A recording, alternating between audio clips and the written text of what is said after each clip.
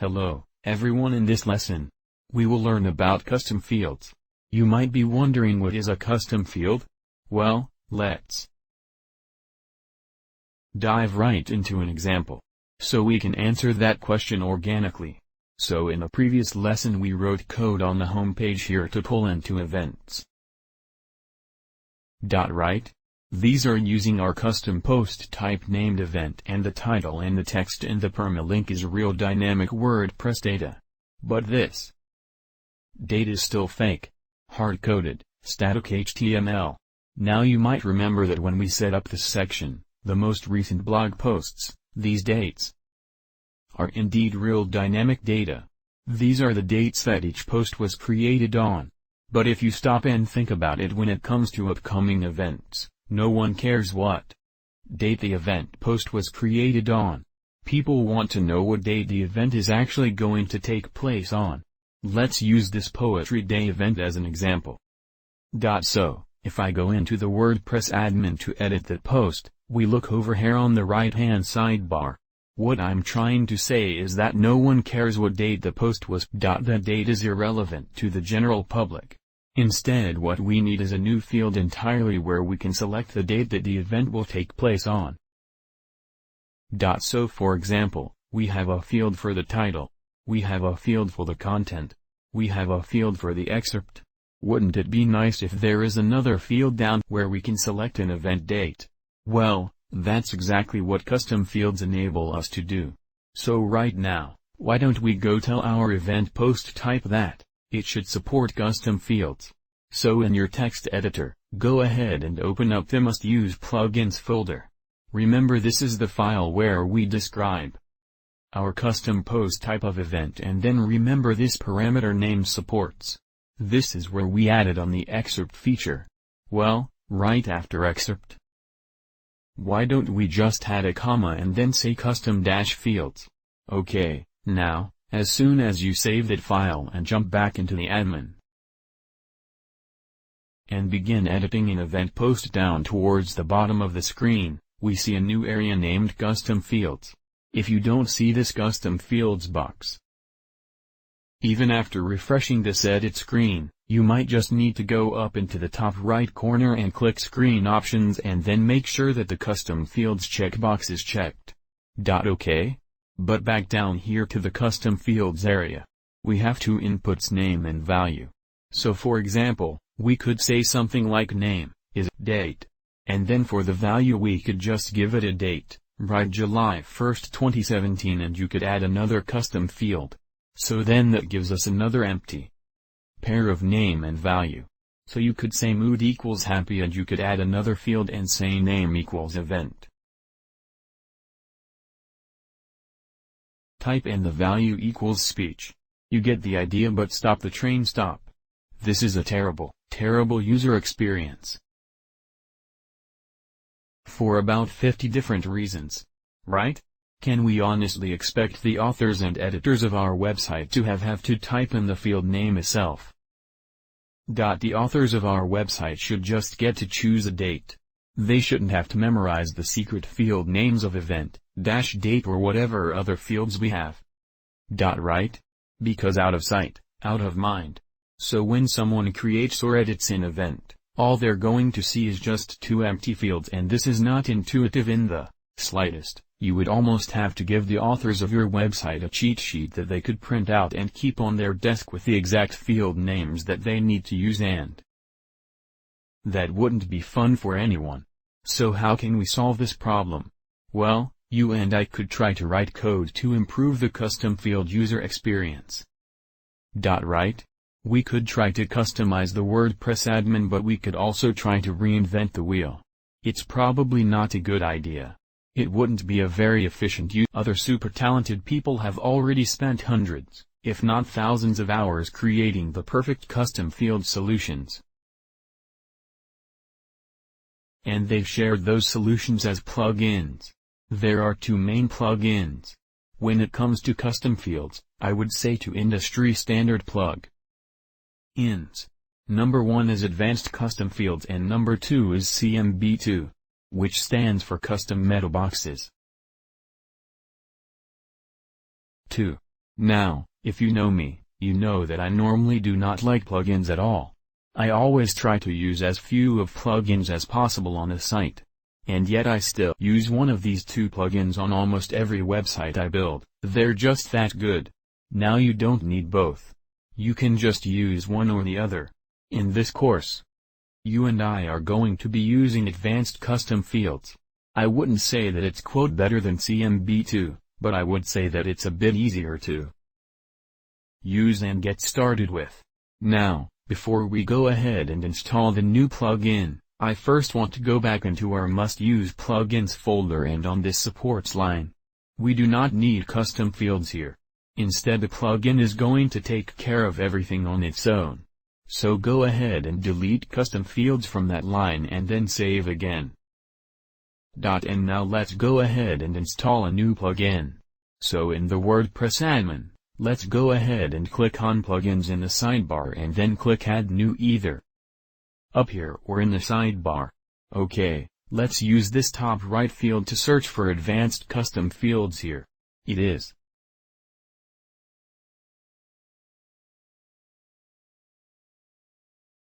It should be the first result. You'll know you're looking at the right plugin if it has over 1 million active installs. Also, the author of this plugin is named Elliot. Okay, so once you find that specific plugin, let's click Install. Now, if you run into a problem here, you might just need to restart the gulp task over in your command line. But once it installs, then let's be sure to activate the plugin, and now with it activated, you'll see a new option down here towards the bottom of the sidebar named Custom Fields. So go ahead and click on that. And in this plugin everything revolves around field groups. You can see that at the moment, we don't have any field groups. So our first step is to create one. So add new. Okay, what do we want to name this first field? Call it event date. Okay. And even though we call it a field group, it doesn't need to contain multiple fields. So in this case, we just want to create one single field named event date. So to do that, let's use this button here that says Add Field. This first field is the human readable or human friendly label. That basically just means that you're allowed to have spaces in the name. And then this second field is sort of the computer friendly variable name.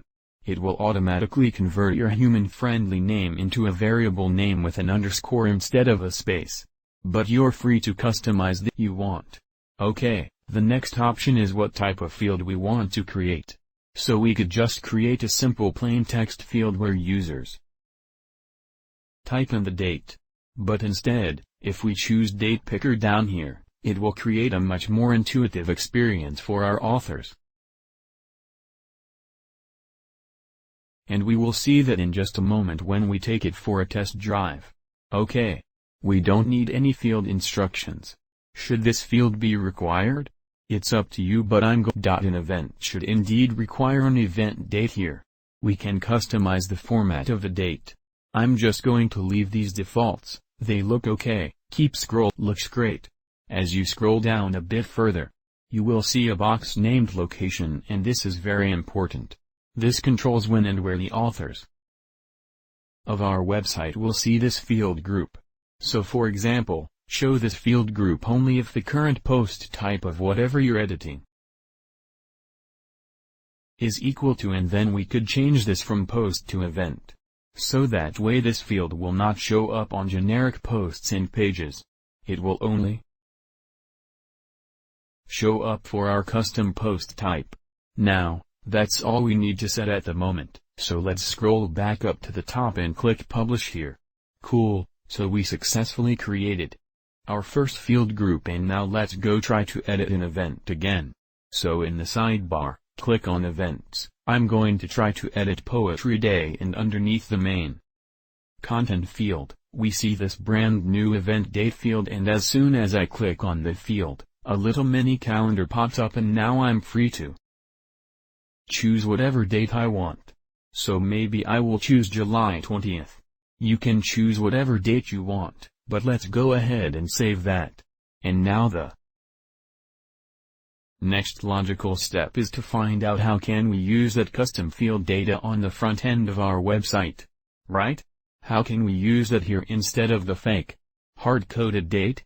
Well, let's jump into our text editor right now and I will show you. So for now we can forget about our must-use plugins folder instead. I want you to go to your theme folder and jump into the front page.php file. So if we scroll down just a little bit here, we see the custom query here is the while loop. And within this link that's where we see the spans, one with the month and one with the day. Let's begin with the month first. So let's delete the static hard-coded MAR and instead let's drop into PHP, and you know how normally we have access to functions like the title or the permalink. Well, in this case that new plugin gives us access to a new function named the field.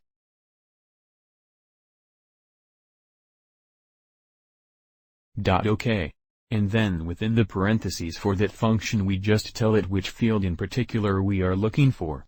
Now, if you forgot the name of the field, you can admin and down here towards the bottom, click on custom fields, select the field group. This particular field group only has one field, but you can see this column. Named field name is what we're looking for. So it's all lowercase and it uses an underscore instead of a space. So back in our code when we call this function, the field for the argument, let's say event_date now. If I save that and go check out the front end of my website, if I select or highlight it, we can read the entire thing. It begins with the year and then the month and then the day. But in this context we don't want the full date. Right within that span. We just want the month. And then within this span we only want the 2-digit day. So the question right now is how can we convert a string of the entire day, year, month and day? How can we convert that into just a 3-letter representation of a month? Like we see over here, like June or May. Well, let's go on a bit of a PHP journey. So just for a moment, let's forget about this. The field function. Let's actually delete that.